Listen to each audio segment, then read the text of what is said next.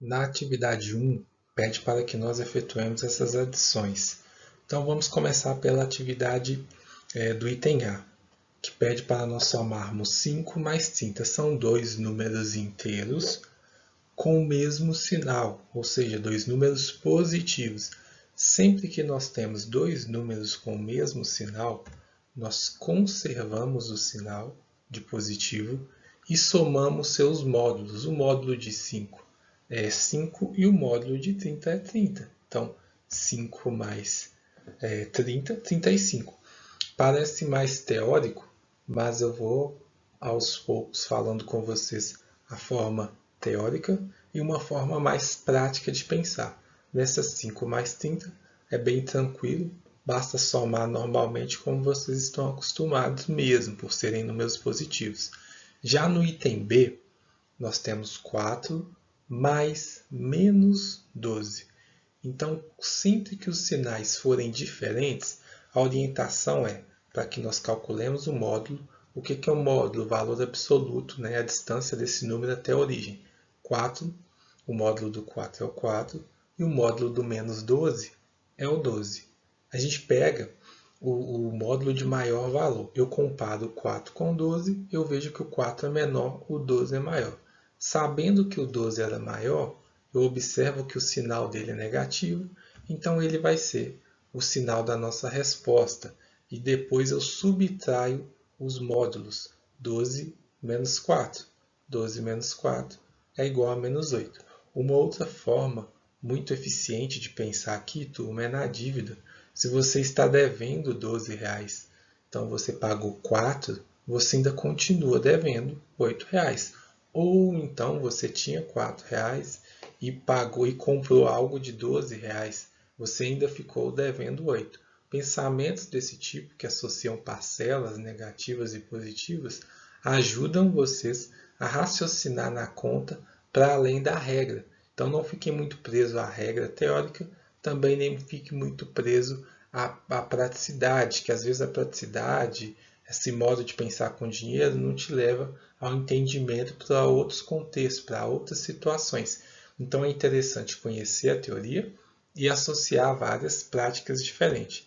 Nessa letra C, por exemplo, fala menos 16 mais 7. O que nós já poderíamos pensar de cara era no modo mais contextual da prática. Se eu estou devendo R$ 16 e eu pago 7, porque é menos 16 mais 7, eu ainda vou continuar devendo ou eu vou quitar minha dívida?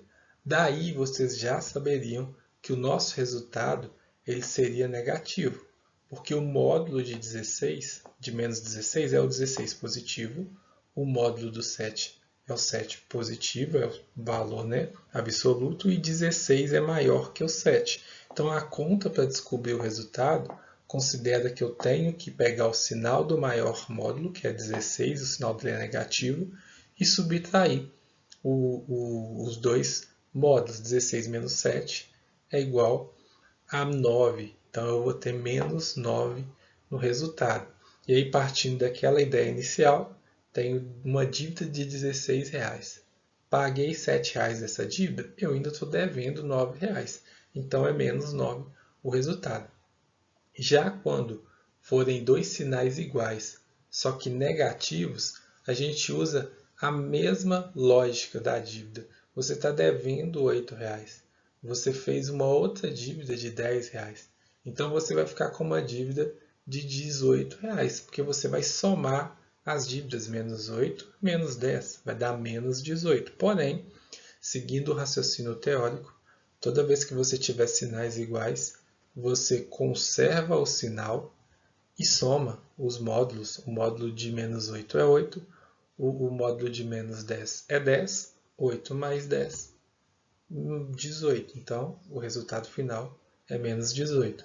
Já na E, eu tenho que é 15 mais menos 15. Da mesma forma, eu tinha uma dívida de R$ 15 e eu paguei R$ 15. Eu quitei essa dívida foi zerada.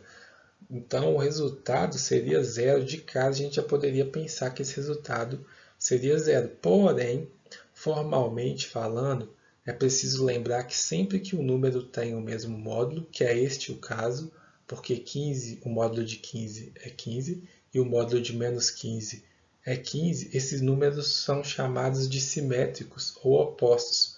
Então, sempre que você tem dois números simétricos ou opostos, a soma desses números vai ser zero, porque aqui, na verdade, pessoal, a soma pelo simétrico, pelo oposto, é a mesma coisa que eu fazer a subtração.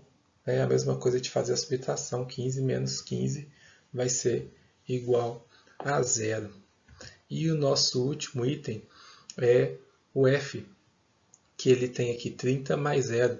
E zero é o elemento neutro da adição, independente do conjunto numérico que você está trabalhando, seja os naturais, inteiros, o zero é neutro. O que significa isso? Sempre que você somar zero, não vai alterar o valor. Então, 0 mais 30 é 30 mesmo.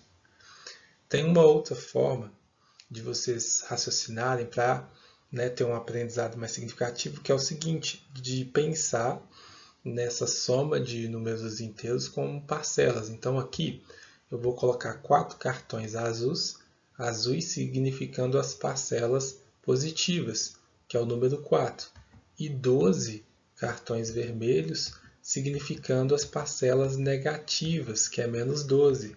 Então sempre que eu tenho uma parcela azul e uma parcela vermelha, eu posso cancelar, eu posso eliminar. Porque se eu fizesse uma subtração desses números, exemplo, subtração não, uma adição desses números, 1 mais menos 1, daria 0. Então, se eu somar novamente, eu tenho, igual eu falei com vocês, eu estou devendo 1, paguei 1, 0. Eu tenho 1, gastei 1, 0. E novamente, sempre que eu fizer isso, uma parcela ali de um número positivo e um número negativo é cancelada. Sendo assim, sobra aí para vocês verem 8 cartões vermelhos negativos. Se sobrou 8 cartões negativos, 8 parcelas negativas, eu tenho que o resultado dessa conta é menos 8. E aí, visualmente, nesse exemplo C, já dá para vocês verem que o resultado vai ser negativo, porque eu tenho muito mais parcelas negativas do que positivas. Então, sempre que eu for eliminar uma negativa com uma positiva, menos 1 mais 1, menos 1 mais 1, eu vou simplesmente encontrando o resultado, porque quando eu eliminei todas, olha quantas sobraram. Sobraram exatamente 9 parcelas vermelhas, o que significa que são menos 9, porque são as parcelas negativas que restaram.